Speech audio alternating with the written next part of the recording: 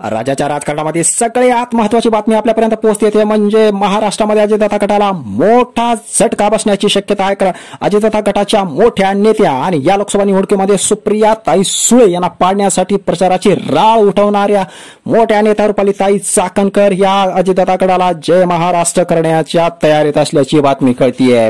3 महत्त्वाची कारणं सांगितली जात आहेत की ज्यामुळे रुपालीताई चाकणकर या अजितदादा गटाला सोडून भारतीय जनता पक्षामध्ये प्रवेश करणार असल्याची खात्रीलायक बातमी आहे. कुठले ते 3 कारण चला पाहूया.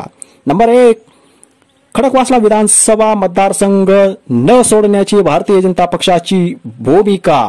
आपल्यासाठी अजितदादा यांनी खडकवासला विधानसभा मतदारसंघ जो की सध्या भाजपच्या ताब्यात आहेत, भाजपचे विद्यमान भीमराव तापकीर हे आमदार आहेत, पण या विधानसभा निवडणुकीमध्ये खडकवासल्यामधून विधानसभा निवडणूक लढवण्याची इच्छा असणाऱ्या रुपालीताई चाकणकर यांनी भाजपकडून दादांनी हा मतदारसंघ मागून घ्यावा ही अट घातली होती, ही मागणी केली होती. मात्र भाजपने अजितदादांची ही मागणी फेटाळलेली आहे. दुसरी महत्वाची गोष्ट आहे की ज्यामुळे रुपालीताई चाकणकर या भाजपमध्ये जाणार असल्याची बातमी आहे ती म्हणजे भाजपने रुपालीताई चाकणकर यांना घातलेली अट. भारतीय जनता पक्षाने रुपालीताई चाकणकर यांना अट घातली आहे की जर खडकवासला विधानसभा मतदारसंघातून जर विधानसभेची उमेदवारी हवी असेल, खडकवासल्यातून आमदारकीची निवडणूक लढवायची असेल तर आधी भारतीय जनता पक्षामध्ये प्रवेश करावा लागेल.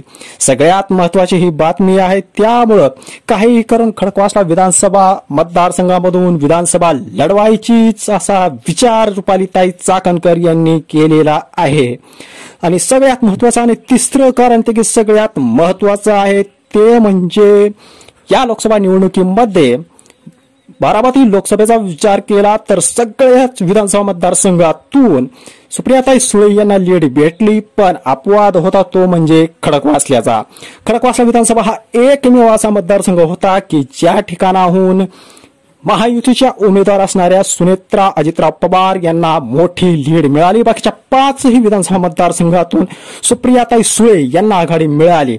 त्यामुळं खडकवासल्यातून मिळालेली लीड ही भारतीय जनता पक्षाची होती, कारण त्या ठिकाणी भाजपचे भीमराव तापकीर हे आमदार आहेत आणि भाजपला मानणारा शहरी मतदारसंघ असल्या कारणानं या ठिकाणाहून आपल्याला आमदार होण्याची संधी आहे असं रुपालीताई चाकणकर यांना वाटते. आणि त्यामुळे या मतदारसंघातून विधानसभा निवडणूक लढवण्यासाठी रुपालीताई चाकणकर या भाजपमध्ये जाणार अशी खात्रीलायक बातमी समोर येते. मित्रांनो, तुम्हाला काय वाटतं? खडकवासल्यातून जर रुपालीताई चाकणकर भाजपच्या तिकिटावरून जर उभ्या राहिल्या तर निवडून येतील का? कमेंट नक्की करा.